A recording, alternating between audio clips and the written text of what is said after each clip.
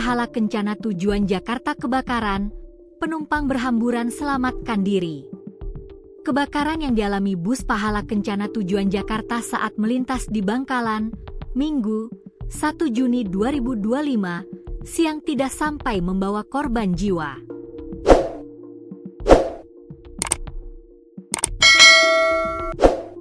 Meski akhirnya seluruh badan bus habis terbakar, berkat kesigapan sopirnya maka 3 penumpang dan 3 kru bus selamat dari maut.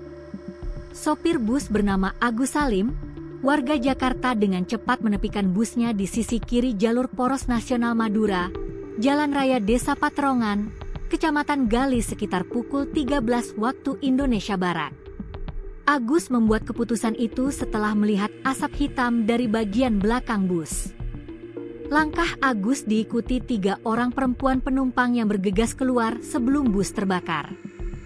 Selain 3 orang penumpang, bus bernopol B7424TK itu diawaki 2 orang sopir dan 1 orang kernet.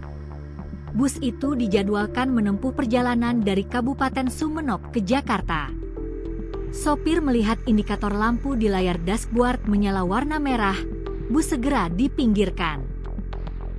Sopir melihat sudah ada asap mengepul di belakang, kemudian para kru bus bersama 3 penumpang segera keluar menyelamatkan diri, ungkap Kasat Lantas Polres Bangkalan, AKP Dion Fitrianto.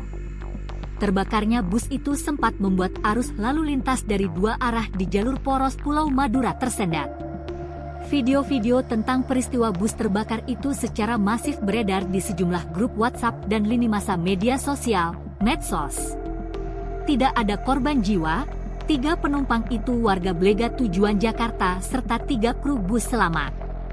Namun kerugian material bus Pahala Kencana yang hangus terbakar ditaksir mencapai 1,2 miliar rupiah, pungkas Dion. Arus kendaraan di 2 jalur Poros Madura kembali berjalan normal setelah kobaran api berhasil dipadamkan warga bersama personel Damkar Satpol PP Bangkalan.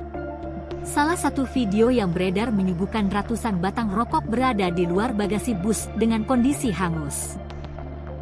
Selain itu, tayangan video lainnya menyajikan awal kebakaran ketika api belum terlalu besar membakar bagian belakang bus. Dari tayangan video itu, diduga kuat kobaran api pertama kali muncul dari bagian belakang bus. Tadi warga sempat menyiram bus dengan air yang mengalir di drainase jalan raya, tetapi mobil damkar sudah datang, ungkap pengendara sepeda motor, Kulsum kepada Surya.